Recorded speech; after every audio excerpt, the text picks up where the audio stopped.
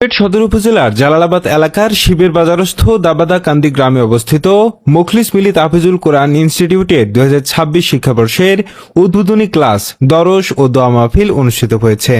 গত 10 জুন 2026 বুধবার সকাল 11টায় প্রতিষ্ঠান মিলনায়তনে আয়োজিত অনুষ্ঠানে উদ্বোধনী দরস প্রদান ও বিশেষ দোয়া পরিচালনা করেন আল্লামা শফিকুল হক সুরাইহাটি এবং মাওলানা মমতাজউদ্দিন বড়দেশী।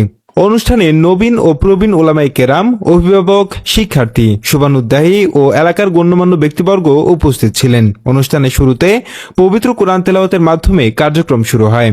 প্রতিষ্ঠানের পরিচালক হাফেজ কারি আব্দুল আজিজ অতিথিদের স্বাগত জানিয়ে বলেন, নতুন শিক্ষাবর্ষের কার্যক্রম সুন্দর ও সফলভাবে শুরু করার লক্ষ্যে এই আয়োজন করা হয়েছে।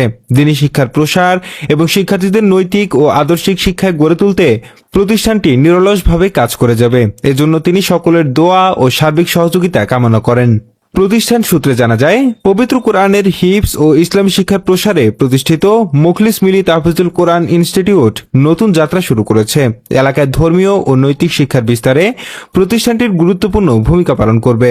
উল্লেখ্য, মুখলিস মিলি তাহফিজুল কোরআন ইনস্টিটিউট সিলেট সদর উপজেলার জালালাবাদ থানার শিবের বাজার ডাকঘরের অন্তর্গত দাবাদা কান্দি গ্রামে অবস্থিত। প্রতিষ্ঠানটির প্রতিষ্ঠাতা আলহাজ মুখলিসুর রহমান এবং পরিচালক হাফেজ কারি আব্দুল আজিজ। এছাড়া মুফতি মাওলানা আব্দুল কাদির প্রধান শিক্ষক এবং মাওলানা কারি ফয়সাল আহমদ শিক্ষা সচিব হিসেবে দায়িত্ব পালন করছেন। অনুষ্ঠান শেষে দেশ, জাতি ও মুসলিম উম্মাহর কল্যাণ কামনা করে বিশেষ মোনাজাত পরিচালনা করা হয়।